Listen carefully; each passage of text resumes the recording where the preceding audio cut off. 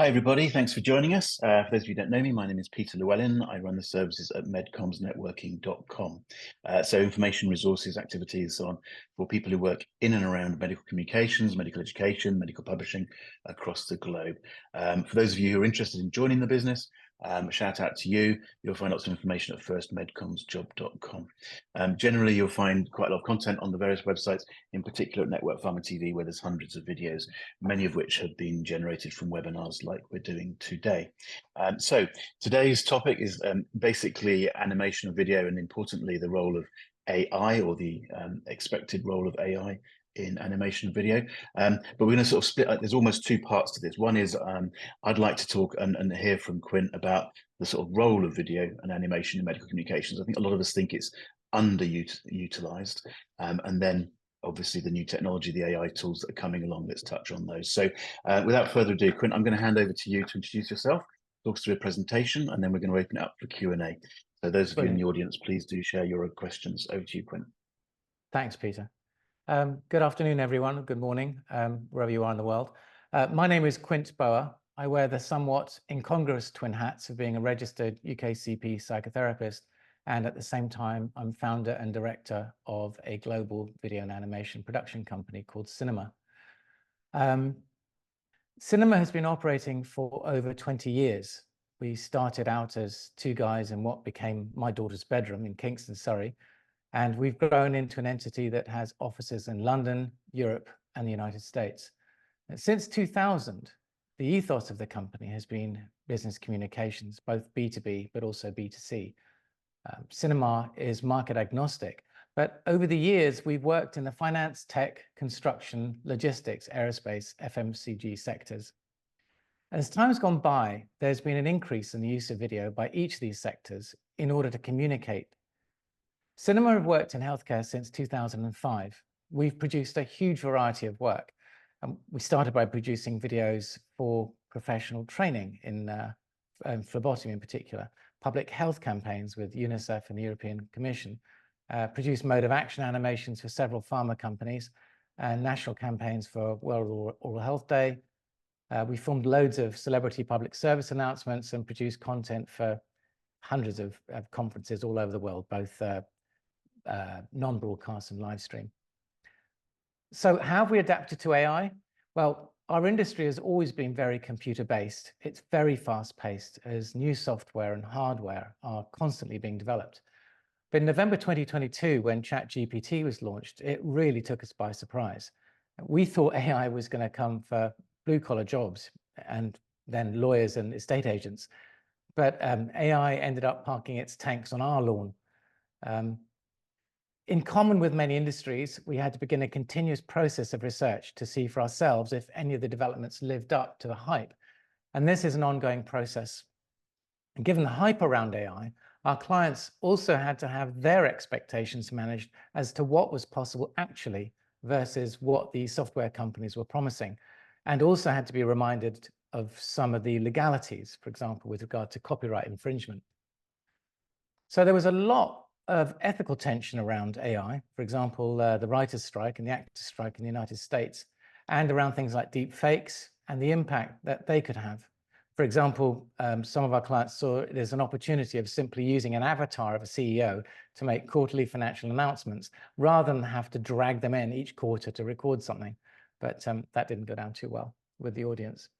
I'll get into the specifics of some of the benefits our clients can currently enjoy and how we've had to adapt to AI.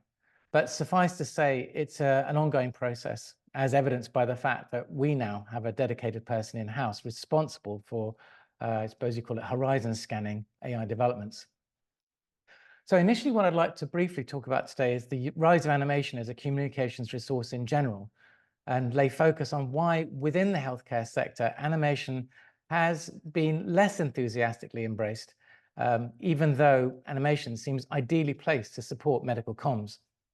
Because certainly in the past 10 years, there's been a move away from video and more specifically into animation within every sector we've worked in, aside from medical comms.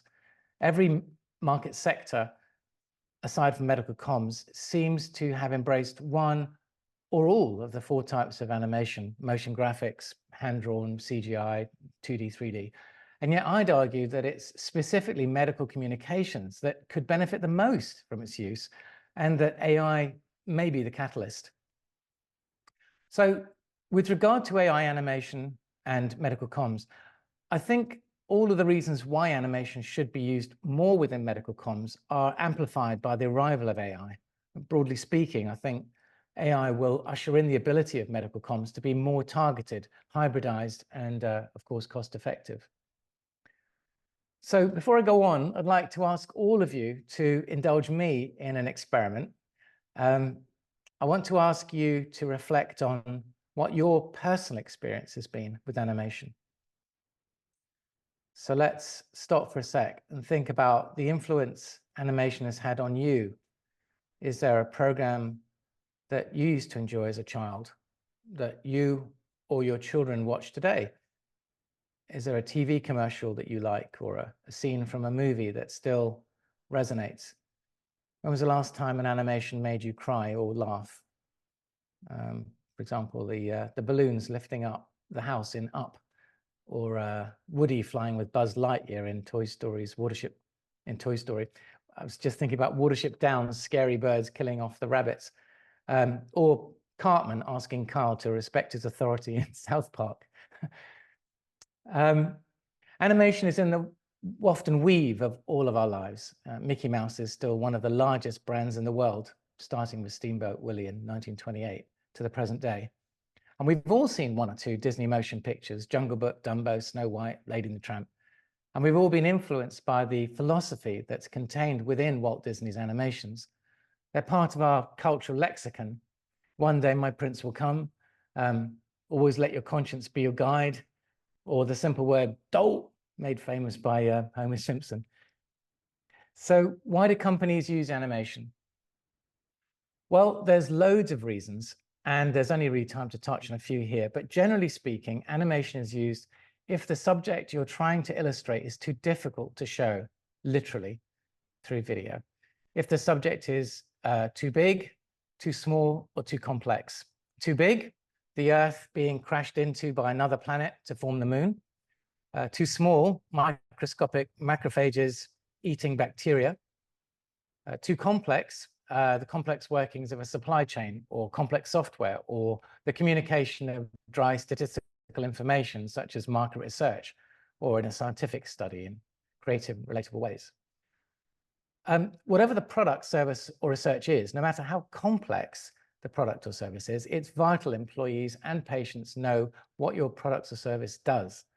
So here's an animation we produced for Honeywell to describe clearly their company. Was founded to make buildings smarter. It's called Niagara. We envisioned an open source software to bring all of a building's controls into one system, the Niagara framework.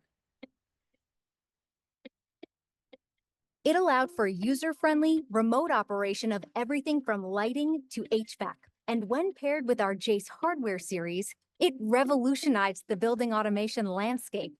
To make our ambitions a reality, we began developing our cloud-based innovations and continued building upon our visions, allowing existing buildings to transform easily into smart buildings operated by the Niagara framework. And with over 1 million instances of the Niagara framework, it continues to be a game changer for the industry. And still, we keep a... So, as I hope you can see, animation is a great way to introduce a company in a sophisticated / flashy way.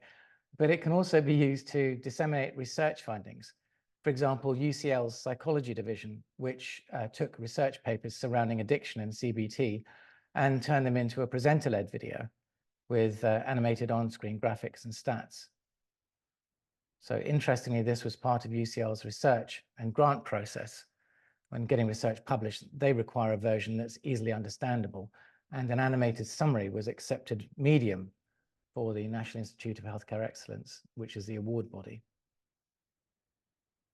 So away from presenter-led videos with an animation component, some companies, especially in finance, are using pure animation to present research findings. For example, Brief Finance. 85 investors around the globe with total assets approaching $8 trillion US. including pension funds, endowments, and other asset owners. Today, they face a major challenge. For many, there is a gap between the returns they need and the expectations for what traditional portfolios will deliver. We ask, how are investors bridging this gap? During the last 3 years, 66% of investors have added a new asset class or strategy. 49% have recently increased their allocations to illiquid investments such as infrastructure. And animation can also be used to help address presenting problems. So in response to the 400% uptick in ADHD, we produced this animation for UCL, which describes the symptoms.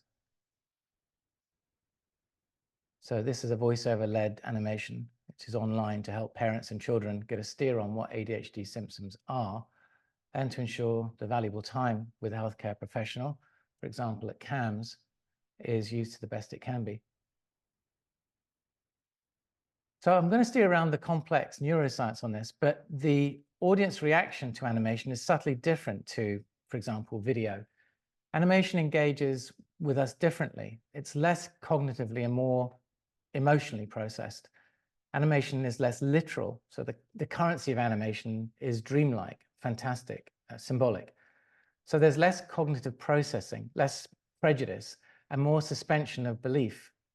And this helps with medical communication, especially with children and young adults. Perhaps last but not least, in terms of why animation is a great communicating resource, is its flexibility. So for a start, animations are narrated by voiceover, which can be dubbed into any language, as can any characters within the animation. And reversioning and translation has been significantly increased by the introduction of AI. Furthermore, using AI, hybrid edits can be produced to target individual cohorts and demographics. So every year we create hundreds of animations for the European Commission, which are dubbed into 27 languages. This is the Access City Awards. So the Access City Awards is a ceremony to celebrate how cities in Europe have successfully adapted their urban planning to accommodate people with disabilities. The awards ceremony is quite a lavish affair, actually, which we also produce content for and film. So I hope to have shown that animation has huge advantages as a communication resource. The world of healthcare communications is booming, and I think AI is going to supercharge this. So how will AI affect medical videos and animation?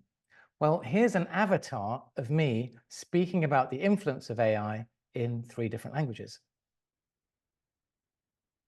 And walls, they're the universal language, making sure everyone's in on the conversation. Inclusivität, dat is de naam van het spel. الشمولية, هذا هو اسم اللعبة. Inclusivity, それがゲームの名前です. And a digital avatar. So that was created by me taking 5 minutes to scan my face into the software. And this allows the computer to generate the video.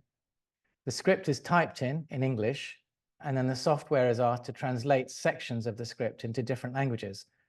And once rendered, the avatar of me changes expression to articulate the foreign versions. So there's a few more hand gestures with the Italian, as you may have seen. The whole process currently takes about half an hour and is available on a consumer product that costs about $40 a month to subscribe to. Now, this is the cutting edge at the moment, but in 6 months, who knows what's possible?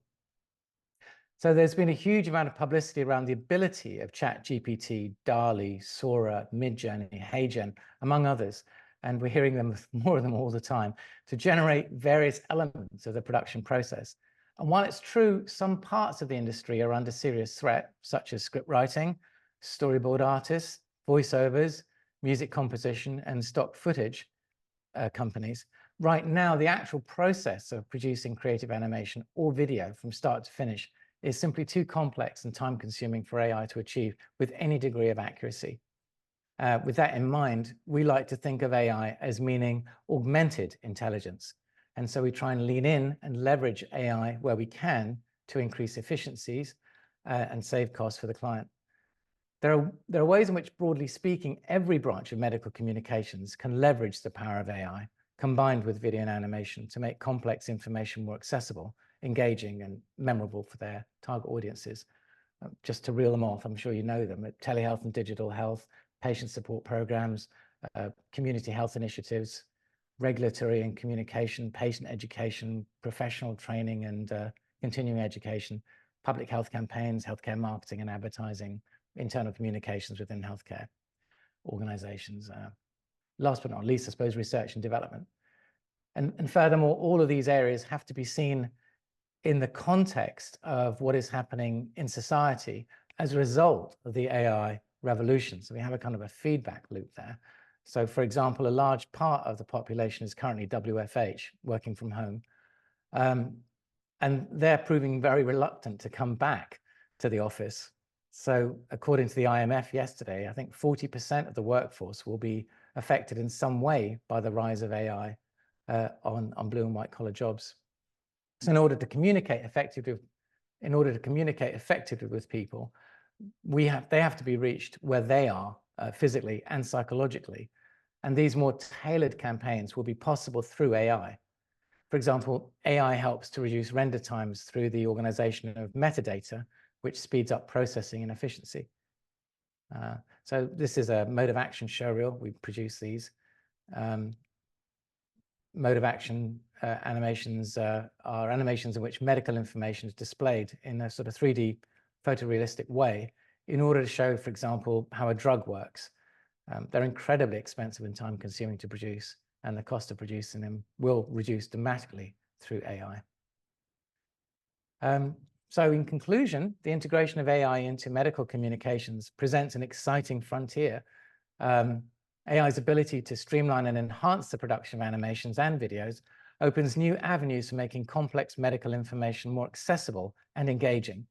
And by reducing production costs and times and increasing customization and targeting, AI empowers medical comms to deliver clearer, more impactful messages.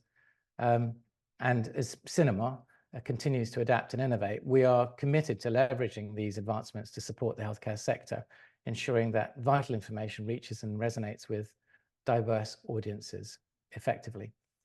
That's the end of my presentation. I'd obviously love to hear what you all think about it. Peter, can we take it away from here? And I can hope to answer some of your questions. Classic. Okay, I was muted. Okay. Yeah. Right. Well, I was just saying thank you, Quint. Oh, thank you very much. Sorry about that. Amateur mistake. Okay. Right. Okay. Right. I was saying thank you. And acknowledging the fact that I'm a little bit ignorant about well, all of this technology really. So I get caught up a little bit in the hype and so on. I think it's really important that we cut through that, and some of what you've said already really was quite interesting. But I'd like to go back to the beginning. What I was saying was, why do you think I said it, you said it, I think everyone would agree generally in medcoms we don't use video and animation very much, and I just wonder whether you've got any views on why, because we're all agreeing it's sort of a bit of a no-brainer, but why? Is it because traditionally it seems to me that people have seen it as complicated and expensive, and that's somehow been a barrier? But I just wonder what your views are on it, how the frustration from your side has been in terms of why we haven't embraced it more. I just think that the medical comms sector is really conservative and really Right. in a straitjacket about what they can and can't say. And there's all sorts of little rules that have to be adhered to. Like, for example, when we're shooting any organ that is is it stored in a formaldehyde jar? Is that the correct? If that cannot be in shot, because that is still a part of, but it can't be in shot for reasons that it's still a human body, I suppose. And we can't. Oh, so we mean, yeah. Okay, so you have to get permission to shoot these things. Yeah, we'd rather just move it out of the way rather than get involved in a long email chain about whether or not we can shoot. But you know, if we're going to shoot a doctor and there's something being pickled behind him in a jar, we can't. But I mean, more on a broader point, you know, we're all familiar with the rules and regs around medical communications, and I think there's a natural conservatism and a reluctance to go out. I think with video, that's less so, because I think people are more familiar with video. Certainly, the younger demographic are more familiar with producing video. I mean, after all, they've been producing video on their mobile phones for the last 10 years. But with animation, it's a little less known. And because I think it is so fast moving, you know, even the word animation, what does that mean? I mean, is that stop motion animation, or hand-drawn animation, or computer generated imagery, or yes. So I think there's a little bit of knowledge needs to be taken on board, and people they don't want to be first mover on some of this. Yeah. I was interested. I mean, this is yeah. So again, I'm seeing it maybe in two halves. So while you're talking, I'm thinking back a few years. It's not that long ago that some of us were getting excited about producing video abstracts for with papers. And I remember the BMJ were one of the first to say, you know, if an author wanted to, they could provide a video of themselves talking, you know, through the abstract. I thought that was a brilliant idea. And yet people in the industry I was talking to were going, oh, very complicated, expensive, whatever. And what the BMJ was actually doing was publishing little videos that authors would do on their iPhone, and it was really, really simple. So why did we, so I was saying, why are we complicating it so much? Because actually you can do some things very simply. But the other point, and I know we were talking about this the other day, which I found an interesting point, was to take mode of action at the other end of the spectrum, as it were. You know, why is that so expensive? And one of the things you were saying when we were talking the other day was the problem is people get very, very nitpicky about exactly the color of the blood cell or something, and it goes backwards and forwards, and somebody goes, well, it's good, but it's not quite right. And by the time it goes backwards and forwards, however many times in production, it becomes hugely expensive. I mean, again, I'm simplifying a bit, but am I essentially, you know, are you agreeing with me? Is that where all the expense comes with some of that stuff? Yeah, the first part, yeah, video abstracts are getting increasingly easier to produce. User generated content is never been easier to produce, and literally you can set up an iPhone on a stand and do a piece to camera as part of a video abstract. Now, the more professional it looks, of course, the better, but it's possible to do it. With MOAs, I mean, mode of action animations have been, they're $100,000 plus 3D animations. Back in the day, they were really expensive to produce. The price has fallen somewhat, but yes, you're right. There's so many iterations of it. And what is hilarious is that you know, there is no 3-point lighting inside the human body. So, you know, you do get people arguing about the color of a blood platelet, and it's like it's all in the dark, you know. It doesn't matter. It really, I mean, it's just an idea. But don't be too literally, you know, using animation to be literal. I mean, that's where the costs come in. And it doesn't have to be that way. You know, you can use some really great 2D animation, hand-drawn animation, in order to and come away from the literal 3D animation and go into more stylistic approaches if you're trying to show, for example, a patient how an operation is going to go, or using as a training resource.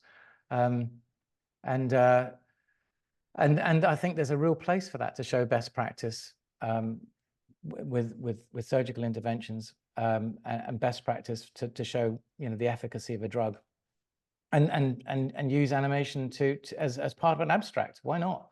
And certainly you can put it into every single different language and slice it and dice it for different formats, channels, and platforms, or combine the two. And the other thing about, because animation is vector based, you know, you can blow these still images up the size of a billboard, or you can reduce it down high quality to go in other sort of marketing collateral as well. So what's happened in the past sort of few years is there's this long tail, terrible expression, but there's a long tail from the actual original video or animation to that being used all over the place. I mean, a lot of our clients, the majority of our clients, are getting one video done and then maybe doing another one animation done, doing another animation for recruitment and retention, slicing and dicing that animation for use on social media, or for keynote speech for somebody at a conference, and then taking the stills out and using that for something else. So, sorry, I was just going to cut in there. One of the comments that just came in, I've lost it now, but Chris was it who said maybe one of the problems, I guess, in our business is we take it a little bit too seriously. We speak about animations, we think Tom and Jerry, and that's not necessarily what you mean, but it's not what we want for our product, and so on and so forth. So maybe that there's a point in there, I think. Yeah, I mean, I think in English, I mean, if you use the word animation versus cartoon, I mean, that's kind of separates it out of my head. I mean, animation is, it can be really, really sophisticated, and you know, some of the highest grossing films are animations. Cartoons, on the other hand, you know, you're into, I mean, you could go into, you know, Family Guy and Archer and all sorts of children's TV for cartoon, but you know, there obviously is crossover in the two, but it's also stylistically what you're doing. I mean, the animation doesn't have to be whimsical. It can put over some serious points in a creative and relatable way. I mean, if you look at stop motion, for example, I mean, I can take you know, this pen, and I can turn it into a character, anthropomorphize it, and then make that pen do whatever I want. So, for example, with World Oral Health Day, we took models, we created models of teeth, and then made those models dance around to show how they really liked being brushed and they hate plaque and so forth. And that really was engaging for kids. It was a really high retention rate they found by doing it that way. So I guess, yeah, animation versus cartoon, and then what sort of animation you're talking about. My personal preference But also is just sorry, I cut across you. Go on, finish your point. Sorry. No.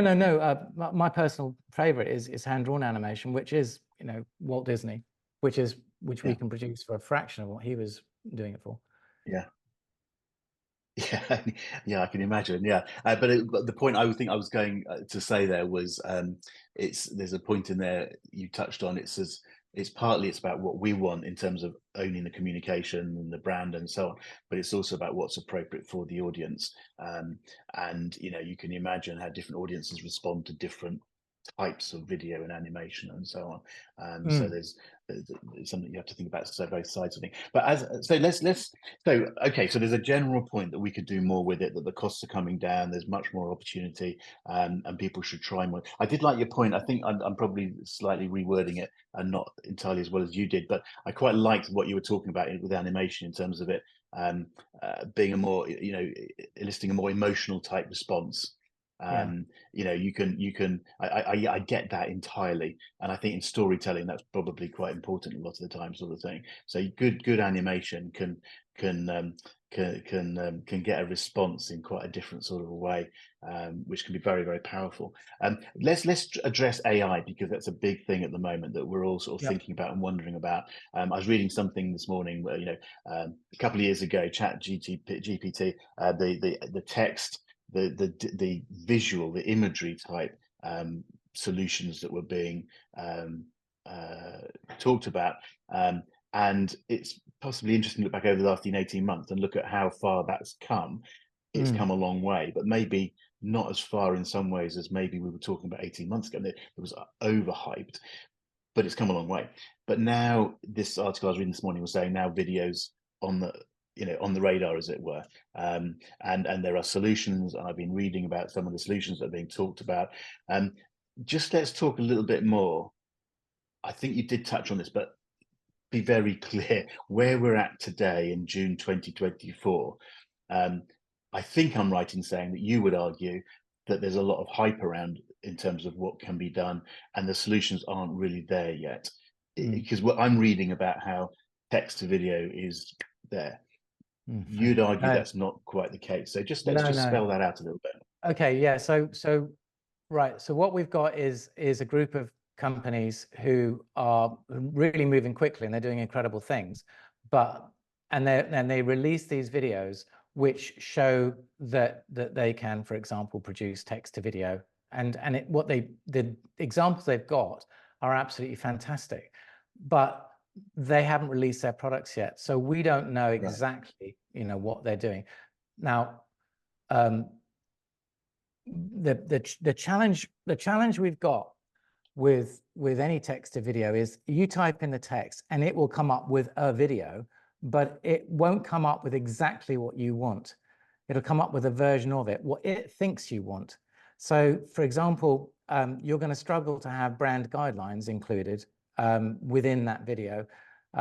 if I type in, let's have an example. If I type in 3 children playing hopscotch on a pavement watched by 6 Dalmatians, okay, I can type that in, and I'll probably get a video within 10 minutes of that image.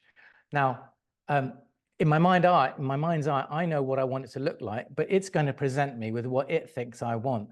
So I then have to go through a series of iterations in order to get what I want. And those iterations could take forever. And I still might not get what I want. If I wanted to then change the Dalmatians, because the client wants to change it to golden retrievers from Dalmatians, it's going to take an age to do that. If you imagine, if we had an animator over on this hand, and we had ChatGPT or something similar like Sora on this hand, and we were both tasked to do the same thing, the AI would come out of the blocks really fast, and then you'd be doing endless rounds of reversions and iterations, and you may never end up with what you wanted. That's before you start including things like hallucinations. Whereas this animator will probably sit down there, think about it, have a roll up, you know, typically, and then work and produce it probably in, I don't know, so let's say 5 days. But then he can manipulate every part of that. Firstly, he's going to do it exactly the way you want it off the storyboard. Right. He's going to be absolutely accurate with brand guidelines, you know, colors, fonts, palettes, color palettes, and all the rest of it. And then if you wanted to change it from Dalmatians to golden retrievers, no problem. You know, how big do you want the dogs? Because he's got control over all of the elements. And so it's all right for Sora and Premiere and Adobe to come out with these statements, but we are always anyway, producing, it doesn't happen in a vacuum. We're always producing for a client, and our clients are very, very demanding. And if they want something by, you know, Wednesday week for a conference, we haven't got time to keep trying to let the AI second guess what we want. You know, and if we give it to the client and the client says, can you just do this? Suddenly we're going to have a nightmare trying to do it. We can't put ourselves or our client in that position. So at the moment, it's really good for doing things. Go on, sorry. No. Sorry, I was cutting across you. So I guess it's a similar story here to other areas of AI. It's like, you know, the AI isn't going to just magically do this job for you, but it's a tool. And it was interesting again earlier on when you were talking about the sorts of impacts it has on some of the processes and some of the stages. So, you know, you are I think I can say you were a voiceover artist, weren't you? In your background. And one of the comments you made was, well, you know, you can replace them, sort of thing, and you can replace the storyboard, you can replace the script writing, you can replace the music. So there are parts that are literally replaceable. And there's the sort of the production job, the imagination, the creative, which isn't. Again, am I summarizing this correctly? Yeah, there are some jobs. I mean, if we just take voiceovers, and you know, I say with extreme regret, the voiceovers and music composition, and I suppose, well, I don't suppose, I know stock footage companies are not long. They're not going to be around for much longer because voiceovers, I mean, at the moment, yes, you have these sort of metallic sounding AI voices, but they are getting very, very good.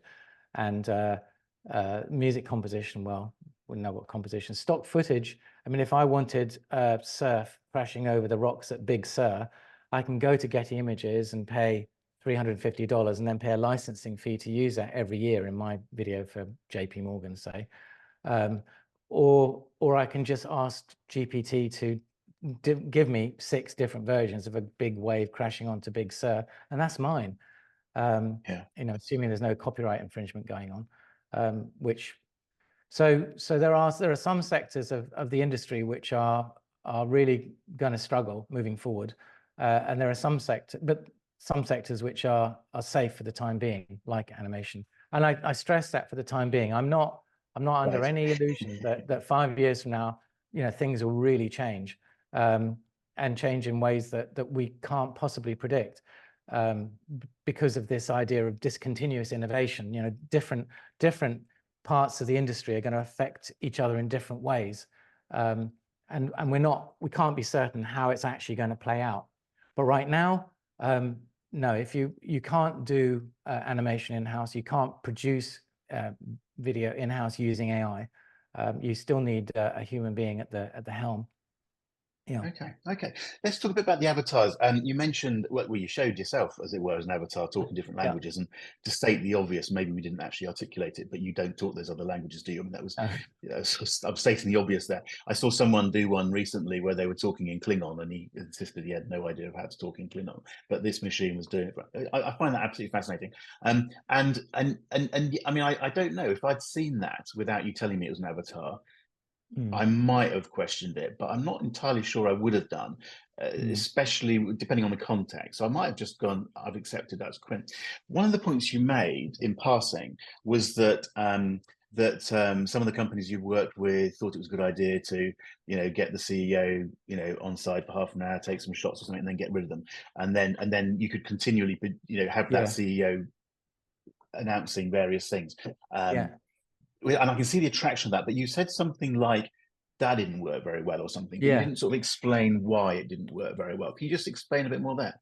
Yeah, well, when it became possible, literally you can get the content to generate somebody's face in less than 5 minutes, and by the time I've counted to 10, you can record their voice, and that goes into one of the Q&A people asked what program we use for that. That was called HeyGen, which is $40 a month, and so of course our clients jumped on that straight away. Great, we don't have to bring in Frank or Barbara every quarter to sit down here and do their financial results. We'll just scan their face in and get them to do it. Well, all well and good, except that there was a huge pushback because people don't, if you're dealing with financial information, there's a trust element, and they don't want anything mitigated. They don't want AI to mitigate the relationship between the viewer and the presenter. They want to see the whites of the CFO's eyes when he's telling them that what we're going to do, and they don't want some avatar of the CEO. It's just a step too far. And so sorry, I'm cutting across. Sorry, Quint, I'm cutting across you. But to state, am I understanding you correctly then? So when someone's watching that avatar, are they told it's an avatar, or are you saying that it's just obvious an avatar? I think what you're saying is they're told it's an avatar, aren't you? Yeah, our clients said as a courtesy to the audience that it is an avatar, it's not the person. And there was immediate pushback, like, don't you dare try to palm us off with an avatar. We want to see the real person. It was almost it's quite humbling. I mean, there's such a significant blowback from clients that I don't think we've been asked to do it. There was a flurry of about 2 months where we were just recording everybody's faces and putting it in and doing these quarterly reports. And it's just stopped, stone cold. So it's interesting that because there's several questions or comments are coming about trust and so on and so forth. And just to pick at this a little bit more, somebody made the decision that they should say that this is an avatar. If they hadn't made that decision, if they'd just put that avatar up, realistically, it's likely people wouldn't have known the difference, or it's certainly possible they wouldn't know the difference. And that leads us into a whole question about deep fakes and all the rest of it. So, that and so I suppose there's a number of points in there. How do you handle the ethics and the transparency and so on? Do you need to, at what point do you just give up? And at what point does it all fall over into this rather darker side with sort of deep fakes and so on? There's several questions coming around. So maybe again, just talk for a couple of minutes. So, well, the first, I mean, I suppose I can illustrate what I'm going to say by what happened. I think it was 2 weeks ago, where there was a CEO allegedly on a Teams call, and he asked it was in Hong Kong, I think, or in China, and he allegedly asked, well, he didn't allegedly, he did ask for one of his juniors to transfer $25 million into a numbered account. And of course, it wasn't the CEO at all. It was a deep fake. We can take, I mean, this is, without wishing to be alarmist, we can take anybody's face and create a deep fake. And if we can do it using programs like HeyGen, anyone will be able to do it fairly soon. The implications, I mean, I think there's 2 billion people voting around the world this year. The implications for misinformation, disinformation, let's put it like that, are just rife. I suppose all the headlines around deepfake porn and Scarlett Johansson, for example, kicking off about her voice being used, and those are the headline grabbing things. But yes, the implications, broader speaking for society, are really quite tricky. As I said, we can take anybody's face and give them 10 seconds. We can take anybody's voice and make them say whatever we want. And to quote, I think, Mark Twain, you know, that by the time a lie's gone halfway around the world, the truth has only just got its trousers on. So this then gets into the regulatory controls, and I just don't think they're in place. I think the tech is moving a hell of a lot faster than the legal requirements, which is alarming. But that aside, well, the deep fakes that we've been doing recently have been for companies doing keynote speeches to illustrate how you can do a deep fake. We did a deep fake for an Arab company who their keynote speaker couldn't speak other languages, so it was good for us to be able to put it into other languages. But yeah, I don't know. It's a minefield, isn't it? And it's like, but you can see the good and the bad side, can't you? And we always dwell on the bad side, and I tend to be the one who goes, well, let's keep talking about the positives. I know that might be naive of me, but let's dwell on the positives. And again, I'm going back to a conversation we had recently. You were talking about how maybe, and it just made sense to me, like a GP dealing with a multicultural audience, as it were. You know, having to explain the treatment, you know, to somebody whose first language is not English or something. Yeah. But so you can imagine a situation where you could have the avatar explaining in a very personal, very empathetic sort of way to somebody, but also to 10 other people in 10 different languages. I mean, I that sort of blows my mind slightly, but actually that's a really, really interestingly useful way of using this technology. I mean, again, you're nodding.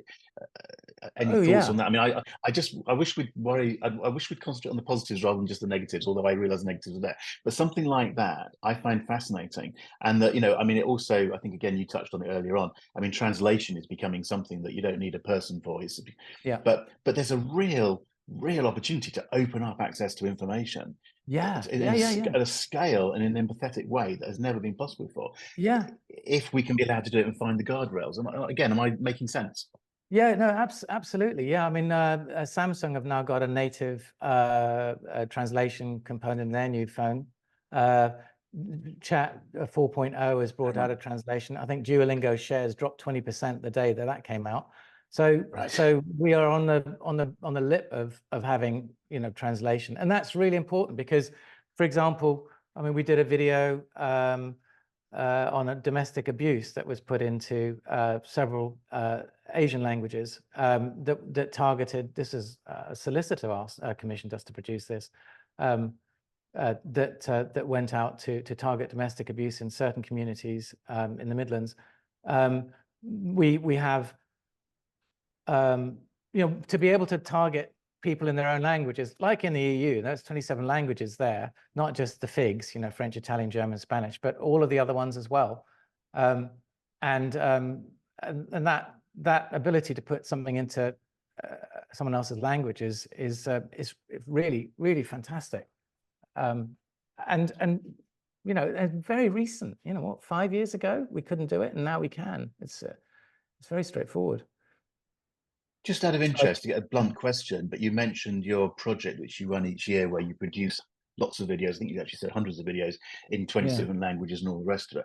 I mean, is that an example? Would you as a company, are you as a company saying, right, that's something we've been doing, but now we can use AI and we can slash the cost, slash the time? Does the budget get slashed? Is the client expecting you to slash those budgets? I mean, what's the dynamic there? Do you see what I'm getting at? Yeah. I mean, there are cost savings which we pass on to clients. Obviously, the translations are coming down. The render times of some of the animations are coming down. Clients are always reading the papers and being sort of aware of what's going on and asking, you know, can you do this? Can you do this? And we have to say, look, yes, we can do that, but we can't do that. Or we can do that, but we'd advise you not to do that. Or you know, if you want to do it cheap and cheerful, yeah, we can do it like that. But, you know, really, I'd recommend, you know, we can work to any budget, but really, I'd do it this way. So yeah, we can pass on costs, but in those areas that we were at, I mean, you know, just stock footage alone, Peter. you know, without wishing to name the American bank, I mean, they every year churn out these videos with like a little tweak, you know, different metrics or different, you know, regulatory concerns, and the same clips are in there. And we have I think the bill last year was something like $100,000 just for this one company, because you have to keep the residual payments to the stock image companies. Those are gone now, for them. And you know, if they came to us and they said, you know, do we have to keep paying this? And they'd be like, no, not really. You know, if you want a picture of, you know, an eyeball and well, whatever. Then one image springs particularly to mind of an iris just closing. You know, we can do that. I mean, you know, it's a 2-second job, and you know, you're not going to charge for that. Ridiculous. It's just interesting. Richard's just put in the chat: cheap, fast, good. Choose two. But I think which I get, but I think the technology is changing the rules, and good technology producing good things fast can be done so much less expensively. So it is changing the paradigm in there somewhere. Well, there's also what you want to, you know, you've got to think about the audience. I mean, look at McDonald's Twitter feed, for example. I mean, the brand, God knows how much that brand is worth, but that brand is coming over like a 14-year-old, you know, monosyllabic, you know, so it's how the brand wants to represent itself on whatever platform, format, or channel it's got. There's something to be said for verite shooting, you know, literally jump cuts in videos. I mean, it's de rigueur on TikTok, which is, you know, the social media platform at the moment. And I think the notion of broadcast quality, which I was raised with at the BBC, which was, you know, is gone really, because you know, for example, news stations are using user-generated content off of iPhones, you know, that passes for, doesn't pass for it. It's showing the images, but it's showing it in a much less sophisticated way. But I do think that if a company's going to do a brand video, then they really want to make it, you know, excellent. They can't really, and that costs money. It still costs money. Yeah. Okay, right. We've gone over time, so we probably should stop there. I think there's some really interesting stuff in there. Yeah, no, I think we should draw the line there. I'm going to say what I always say, and encourage people to contact you directly. I know you're very happy to be contacted, and LinkedIn is an easy way of doing. Go and have a look at your website and so on. There's lots of discussion around some of this. The ethics side of it, I don't know how you sort that out. I'm wildly excited about what I think is possible, and I'm in a position where I'm probably not going to do it, and I don't have to worry about the ethics of it. I just go, why shouldn't we do that sort of thing? Let somebody else worry about this sort of thing. But I think some of it's absolutely fascinating. So thank you very much for the insight. As I say, encourage anybody to contact you. I'm going to say to the audience who are online, don't all run away, because we've got a few minutes left to carry on talking. But anybody, as I say, follow up with you directly. And if any are interested in what I'm doing, medcomsnetworking.com will follow up with me. So just for the moment, I'm going to ask you to give us a little wave, and we'll stop the recording. Take care, everybody. Bye.